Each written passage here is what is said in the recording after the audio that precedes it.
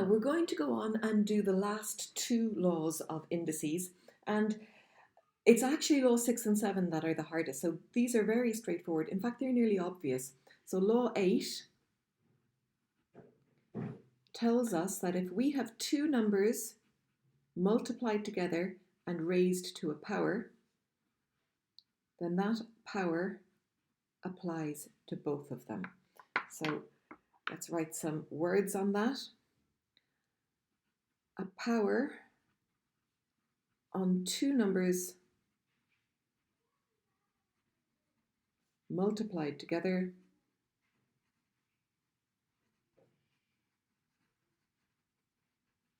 applies to both of those.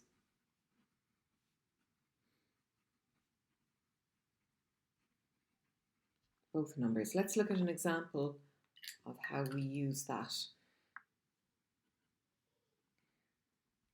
So you've actually seen this before, even though you may not realize it. For example, when we have 2x all squared, the power of 2 applies to the 2 and to the x. So that will be 2 squared x squared. It will be 4x squared. Hopefully you can see that. Or if I had xy all to the power of 3, that means the x is cubed and the y is cubed. Working backwards, we might have 2 to the power of 5 by 3 to the power of 5. Well, we can just write that as 2 times 3 all to the power of 5. So that's the same as 5 to the power of 5. And we can leave it like that or evaluate it. It'll be a big number. So what we're saying there is that if you've got the same power on two numbers multiplied together, you can actually multiply them and then apply the power. Where it happens most of the time though, and where people tend to forget about it, is if I'm squaring or cubing out brackets. So for example, 3b all cubed means minus 3. The minus 3 is cubed and the b is cubed, and that will be minus 27b cubed. Okay, so that's law 8. A power on two numbers multiplied together applies to both of those numbers, and this is how it's written down in the log tables. Law 9 is the same thing, except it's for dividing. So law 9 tells us that if we have a over b all to some power, then the power applies to the top number, the numerator, and it applies to the denominator. So let's put those words on it. A power on a fraction applies, again, to both numbers, to both the numerator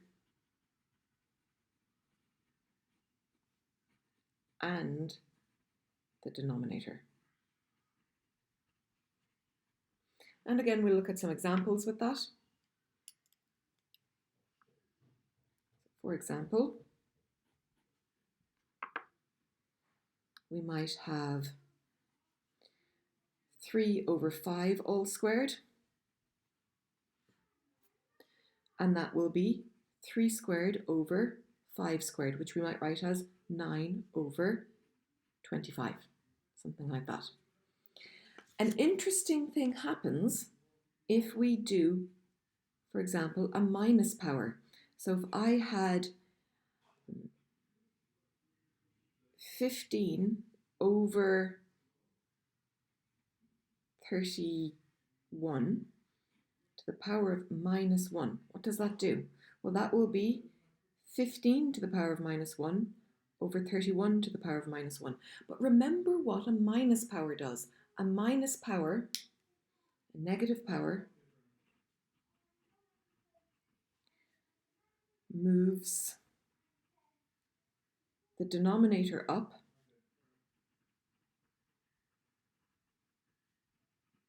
and the numerator down. Okay, what am I saying there? That's a lot of maths words. Do you remember we did this? This was one of our previous laws. For example, if I have 3 to the power of 2, that means 1 over 3 squared. If I have 2 over 5 to the power of minus 1, that means 2 times 5 to the power of 1. Okay, so if you have a power of minus 1 underneath the line, it comes up. If you have a power of minus 1 above the line, it goes under, like this. So 15 to the power of minus 1 really means 1 over 15 to the power of 1. And 31 to the power of minus 1, 1 over, because this one's on the bottom, really means 31 to the power of 1. It comes up the top. So this has the effect of turning the fraction upside down. This turns the fraction upside down. So 15 over 31 to the power of minus 1 is actually just 31 over 15 written normally. It can get even more complicated combining these laws together. What if I had something like 36 over 25 to the power of minus a half? Okay, so we're going to do 3 laws here in one go. Let's do the minus sign law first. So minus turns the fraction upside down.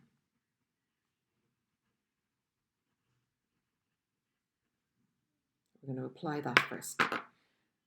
So that means that this is going to be equal to 25 over 36 all to the power of a half.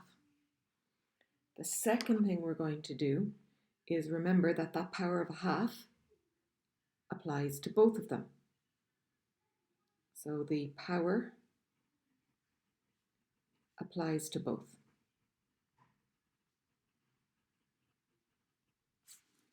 Power is going to go on both of them. So this means that this is going to be equal to 25 to the power of a half over 36 to the power of a half.